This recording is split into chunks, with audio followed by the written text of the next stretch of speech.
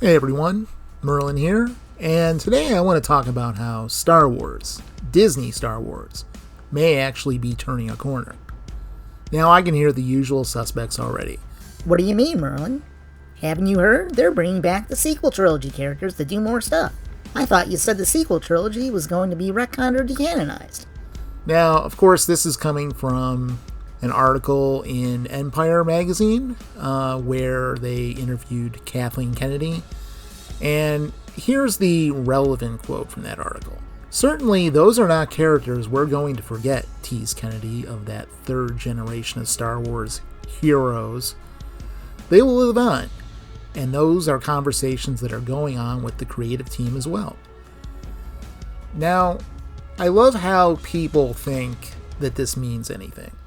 Because if anyone seriously believes that John Boyega or Daisy Ridley or Oscar Isaac is ever going to be caught dead in a Star Wars movie ever again, you are seriously high. Here are the only things that might actually happen. They might have another Lego Christmas special.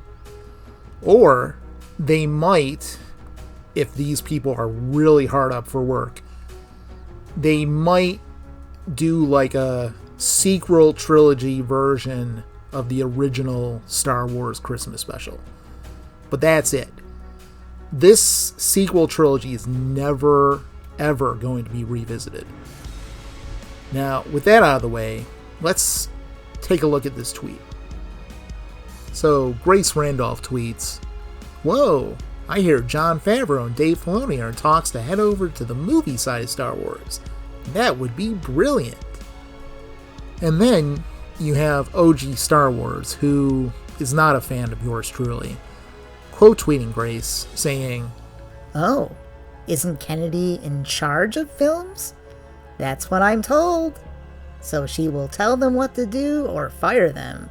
Laugh, cry emoji, laugh, cry emoji. "So, take that, Favreau fans. They're going to get 80% of the way through the movie and then get fired by Kathy." Now, that would normally be the case, but as I pointed out in a previous video, Kennedy may have had her contract renewed, but it's most likely the kind of renewal where she no longer actually has a job, but just has the title and the paycheck. And the fact that none of the trades reported on it seemed to indicate that she was expected to keep this quiet. And when she leaked it anyway, none of the trades picked it up, even a couple weeks after it happened, because they know who they take their orders from, and it's not from her. Chapek most likely agreed to this renewal as a golden parachute of sorts, where she's given the boot, but in such a way where no one knows about it so she won't be embarrassed, and then sometime later she can leave on her own, as if it was her idea. So, when she put it out there that she was renewed, Chapek really didn't appreciate it, and as a result, he decided to put out some leaks of his own, revealing the true nature of her position, that she has no position, except on paper, that she's renewed, but she has no power. So, Chapek put out a couple leaks of his own, the first one being to Grace Randolph, and that one is basically for the normies. Now, the other one is by a Disney insider by the name of WDW Pro.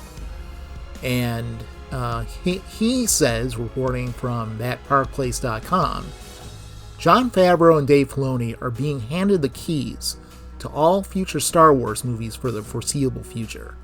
They plan to create a Star Wars cinematic universe that is wholly their own.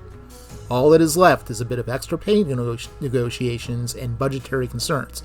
Kathleen Kennedy, while in charge of Lucasfilm for the next 3 years, is being stripped of any control of Star Wars outside the Acolyte, which may get cancelled, and some tertiary projects.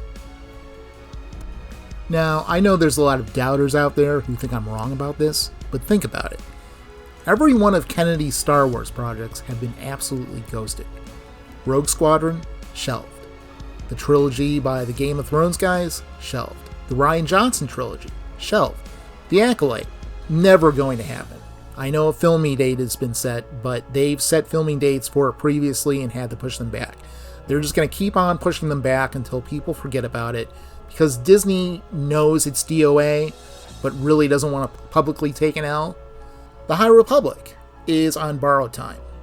Once the people involved do the work they were paid for and the books get published, they will languish on the shelves at Barnes & Noble or whatever brick and mortar bookstores still exist, and then they'll eventually go to Ollie's and stay there until the end of time. Or maybe Scholastic will buy them. Even Indy 5 has been pushed back a year. In another year, absolutely no one will give a shit about it, and it will quietly get killed.